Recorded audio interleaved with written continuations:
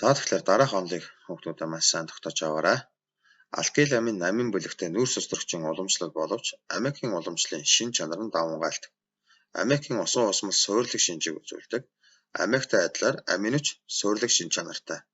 Аммиак болон зарим амины pH-гийн тоо утгыг багшин дэлгэсэнд харуулъя. За тэгэхээр энэ нэгдлүүдийн хувьд аваад үзэх бол аммиак, метиламин, этиламин, фениламин гэсэн дөрвөн нэгдэл.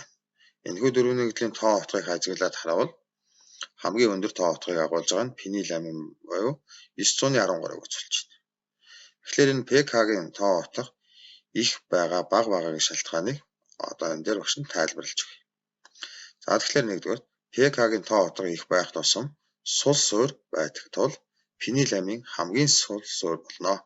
Тэгэхээр хамгийн pH-гийн утга ихсэх тусам сул суур байдаг байна гэдгийг эндээс дүгнж болох байна.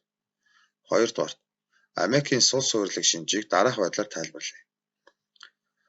Азотын атомын чөлөөт электрон хос нь одоо сөрөг зэнэгтэй байгаа чөлөөт электрон хос нь усны молекулаас протон авч аммонийн ион үүсгэж байгаа тул суурилах шинжийг үзүүлж байна гэсэн үг. Гуравдугаар алкил амин эр бүлэгтэй байдаг тул аммиакаас ялгаатай. Учир нь азотын атомын цахилгаан сөрөг чанар нүүрс төрөгчийн атомоос их тул эр бүлгийн электроны өөртөө татснаар электроны нягтрал нь нэмэгдэж илүү их суурилаг болно. За тэгэхээр дараах зургийг харж болох юм. За тэгэхээр азотын атом нүүрс төрөгчөөс цахилгаан сөрөг чанараас их байдаг учраас өөртөө татах чадвар нь илүү болно. Тэгэхээр энэ хоёрын хооронд туйлшрал үүснэ. Өөрөөр хэлбэл электроны нягтрал ихсдэг гэсэн. Тэгэхээр ийм учраас суурилах шинж нь илүү их нэмэгдээ гэж дүгнж болох нэ эндээс. За ингээд амины хим шин чанарын талаар авч үзье. За амины хим шин чанарыг багш нь алкил амин, фениламин дээр авч үзье. Алкил амин гэдэг нь бол нөгөөгээр хэлбэл нүүрс ус төрөгчтэй нэгдсэн NH2. За хураангуй томьёог өгчих юм бол NH2. Фениламин бол C6H5NH2. За бүтцийн томьёог аваад үзвэл бензолын бүтцтэй NH2 байдаг. Энэхүү нэгдлийг фениламин гэж нэрлэнэ. Нөгөө нэр нь анилин гэж бас нэрлэдэг байна. Зарим дасгал даалгавар дээр анилин гэж нэрлэгдэж байдаг шүү хүүхдүүд. Тэгэхээр хүүхдүүдээ энэ зүйлийг нэг зүйл, ижил зүйл рүү гэдгийг сайн эндээс тогтоож аваарай.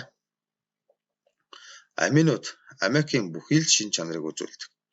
Сул суурилаг бөгөөд амины хідэн нүүрс ус төрөгчийн бүлгээр халагдсанаас үл хамаарч азот чөлөөт электрон хостой байдаг. Иймд аминууд амин бүлгээрээ ус төрөгчийн ионтой үйлчилдэг.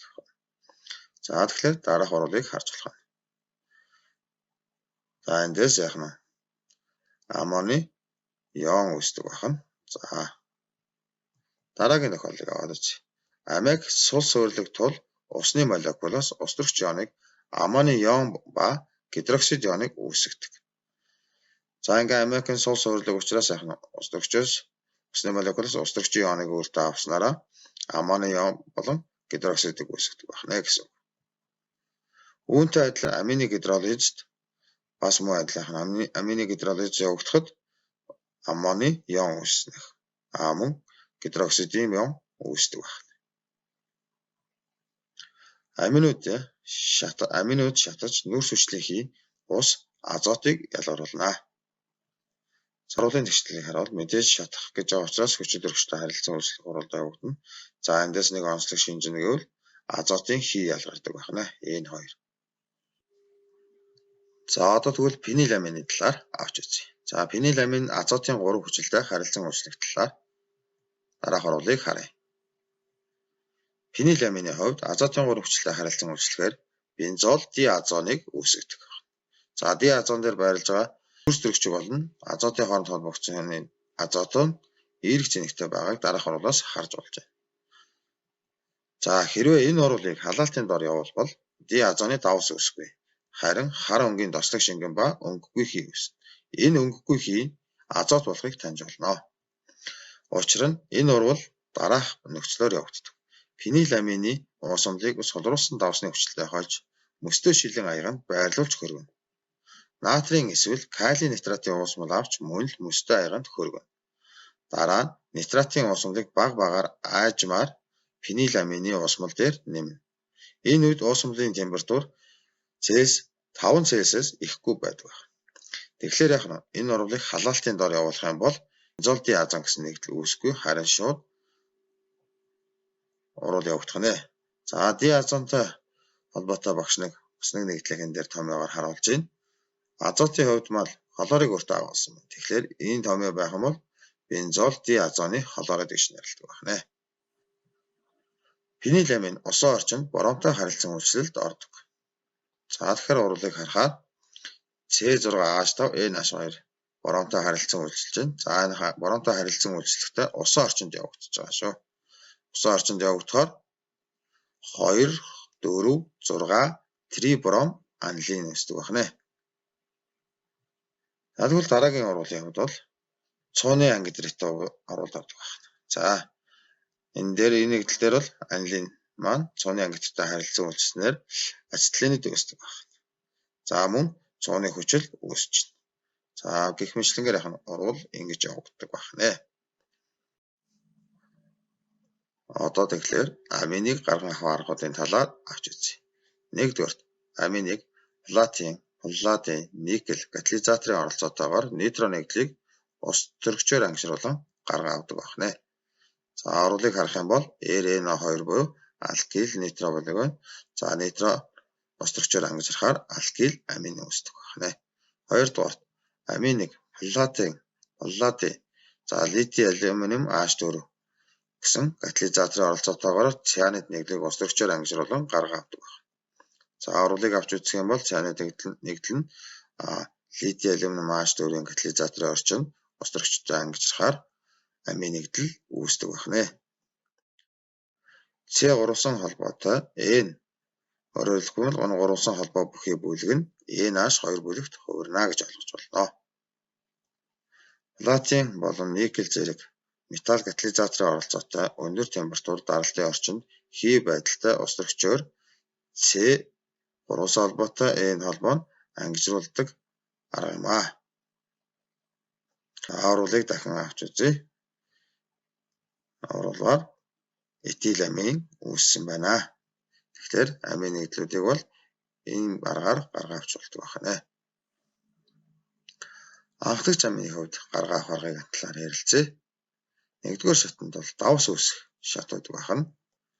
За энэхүү давс үүсэх шатыг авч үзэх юм бол галган агуулсан хансан өрсөлд төрөгч болох борометан байна. За борометан аммиактай харилцан үйлчилсэний үр дүн дээр аммоны ион болон бромын ион үүссэн. Энэ нэгдэл нь бол этил аммоны бромид болж ирнэ. Хоёрдугаар шатанд бол үүссэн давс илүүдл аммиактай үйлчилж аминыг үүсгэдэг байна. За тэгэхээр үүссэн энэ давс маань дахин аммиактай харилцан үйлчилдэг. Энэний үр дүн дээр амин нэгдэл үүсэж байна гэж ойлгож байна. Давснаас илүүдл аммиак ус төрөгч ионыг төрснээр анхдагч алкил амин үүсэж байна. Үүссэн анхдагч алкил аминыг галоген алкантай цаашид үүсгэх замаар 2 дахь эсвэл 3 дахь алкил аминыг гаргаж авдаг. Урвалын үсэн зарчим адилхан энэ аргыг Германы эрдэмтэн Гофман анх нээсэн тул Гофманы урвалж гэж нэрлэдэг байна. Аммиак нэмэхэд 3 дахь амин үүснэ гэсэн. За одоо тэгвэл фениламиныг хэрхэн яаж гарган авах талаар авч үзье. Нитробензолыг концентрацтай ус төрөгчийн хлоридын хүчил ба цагаан туулганы хойлц ашиглан фениламины аммоны ион болтол ангижруулдаг байна. За энэхүү шат нь бол нэгдүгээр шатанд явагддаг байна. Харин хойлцыг усан баанан дээр уруу хөргөчтэй холбоо нь хагас цаг буцлагдаг. За урвалыг аваад үзэх юм бол нитробензолыг концентрацтай ус төрөгчийн хлоридын хүчилтэй харилцан үйлчлүүлсэний үр дүнд аммоны ион өсч, өөрөөр хэлбэл фениламины ион өсч. Хоёрдугаар шатанд бол фениламины ионыг ус төрөгчөөс ионыг зайлуулахын тулд нэгдүгээр шатны бүтээгдэхүүн дээр натрийн гидроксидын уусмлыг илүүдлээр нэмж өгдөг. За ингэсний үр дүн дээр бол ус ялгарч фениламин маань үүсдэг байна. За ингээд дээрх мэдлэгээ баттгаад дараах дасгалыг ажиллая.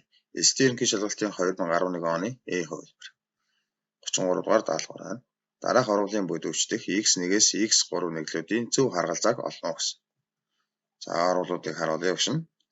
За ингээд урвалаа ажиглах юм бол бензол. За бензолоос нитробензол үүссэн байна. Нитробензолоос фениламин гэх мэтлэнгээр үүсч. Тэгэхээр эдгээрүүд юу урвалд ороход x1, x2, x3-ыг тооцоолох ёстой болох нь. Даалгаврын хариултыг харах юм бол дараах байдлаар илэрхийлэгдсэн байна. За эндээс мэдээж бензол маань нитробензол үүсгэхийн тулд бензол агуулсан цагаан нэгдэл гэдэг дээр багш нь өмнө тайлбарлаж байсан. За түүн дээр ялгана хөрөнгө хүчлийн катализаторын орчинд концентрацтай азотын хүчилтэй харилцан үүсгэсний үр дүн дээр нитро нэгдэл үүснэ гэдэг. Тэгэхээр хариултыг харах юм бол x1 нь бол 5 гэсэн бичигдэлтэй E болон D хариултыг харсан. За тэгэхээр бол одоогийн байдлаар бол хоёр хариулт тодорхойлогдож байгаа.